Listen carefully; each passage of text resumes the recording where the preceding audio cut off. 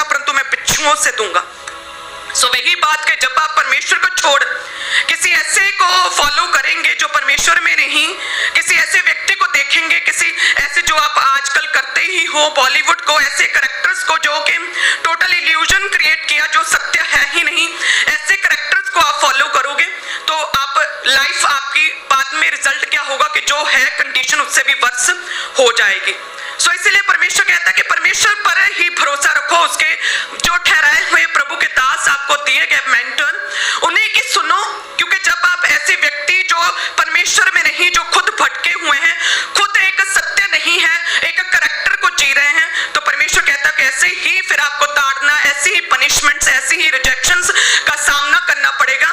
हमारे परमेश्वर को माने क्यों? क्योंकि वह भला है, उसकी करुणा सदा की है, उसका धन्यवाद करो क्योंकि परमेश्वर ने हमें छुड़ाया, काम देकर परमेश्वर ने हमें मोल ले लिया है। हालेलुया। अगर किसी काइंड व्यक्ति के पास हम कोई भी प्रेयर रिक्वेस्ट लेकर जाए तो किस तरह से परमेश्वर हमारी प्रार्थनाओं को उत्तर देता है, किस तरह से वो व्यक्ति हमारी हेल्प करता है। सो आप जानते हैं कि चर्च में लगातार कॉल्स आती हैं कि जिनके मैरिजेस नहीं हो सकती, फाइनेंशियली सिक हैं लोग, तो किस तरह से परमेश्वर का भवन फटाफट उनकी मदद करता है, कि किस तरह से विजिट टीम्स ठहराई हुई है कि लोग उनके टीम्स उनके घरों में जाती, उन्हें चेक करती, जेन्युइन केसेस जो हैं उनका हल किया जाता। सो सैकड़ों हजारों लड़कियों किस तरह से शादी की गई।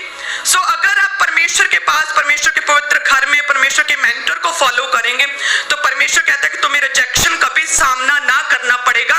कि इस्राएली उस व्यक्ति के पास गए जो कि परमेश्वर में था ही नहीं, उस व्यक्ति को फॉलो किया जो परमेश्वर में था ही नहीं, उस व्यक्ति को फॉलो किया जो परमेश्वर के वचन पर चलता था ही नहीं, और लिखा कि रिजेक्शन का सामना करना पड़ा। उस राजा ने बोला कि मेरे पिता ने जो किया वो तो ठीक है, लेकिन मैं उससे भी अधिक और बढ़कर मैं तुम पर बोझ डालूंगा। और परमेश्वर क्या कहता है कि हे थके मांदे लोगों, मेरे पास आओ, मैं तुम्हें आराम दूंगा, तुम्हारे बोझों को दूर करूंगा, मैं तुम्हें विश्राम दूंगा। परमेश्वर कहता है कि अपने सारे बोझ जो है मेरे ऊपर डाल दो, क्योंकि मेरा जुआ सहज, मेरा बोझ हल्का है। हालेलुया। सो आज से किसे मानना है? परमेश्वर को मानना है, परमेश्वर को जो दयावान परमेश्वर और जिसकी करुणा सदा की है। परमेश्वर सर्वशक्तिमान परमेश्वर है। वचन कहता है कि 17:1 में उत्पत्ति में लिखा कि अब्राहम से परमेश्वर ने कहा कि मैं सर्वशक्तिमान ईश्वर हूं, यानी कि मैं सब कुछ करने की सामर्थ्य रखता हूं। जो भी तुम सोचते हो, जो भी तुम्हारी प्रेयर रिक्वेस्ट है, मुझ में बल है, मुझ में सामर्थ्य है, मैं सर्वशक्तिमान ईश्वर हूं। 18 अध्याय में लिखा कि जब परमेश्वर अब्राहम सारा के पास आए, दूतों ने बोला कि सारा के अगले वर्ष ऋतु में बेबी उत्पन्न होगा। लिखा है वो सारा हंसने लगी, उसे असंभव जान पड़ा।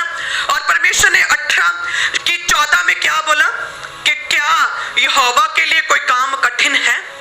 क्या परमेश्वर के लिए कोई काम कठिन है? परमेश्वर कहता है कि मैं सर्वशक्तिमान ईश्वर हूं, मेरे लिए कोई भी काम कठिन नहीं है।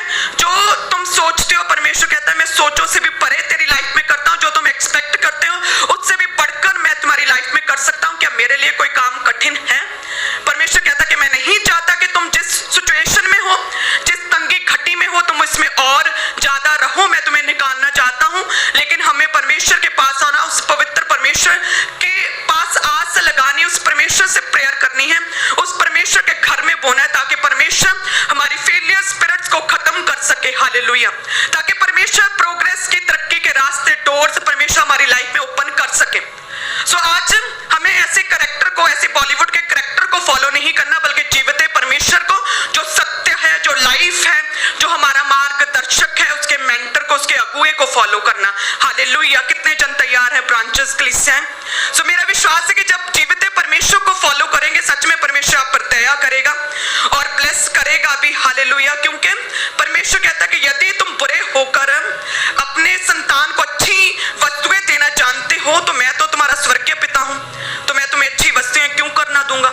सो वचन कहता है कि यहोवा परमेश्वर उत्तम पदार्थ देगा और हमारी भूमि अपनी उपज देगी। वो कब पॉसिबल होगा? जब हम परमेश्वर के घर में प्रभु के कामों के लिए बोएंगे। सब कलीसिया कहें आमीन। और परमेश्वर की ये इच्छा है कि परमेश्वर हमें ब्लेस करना चाहता है, सामर्थ्य से भरना चाहता है। तारीफ करें सब जन, हाथों को हिलाकर प्रेयर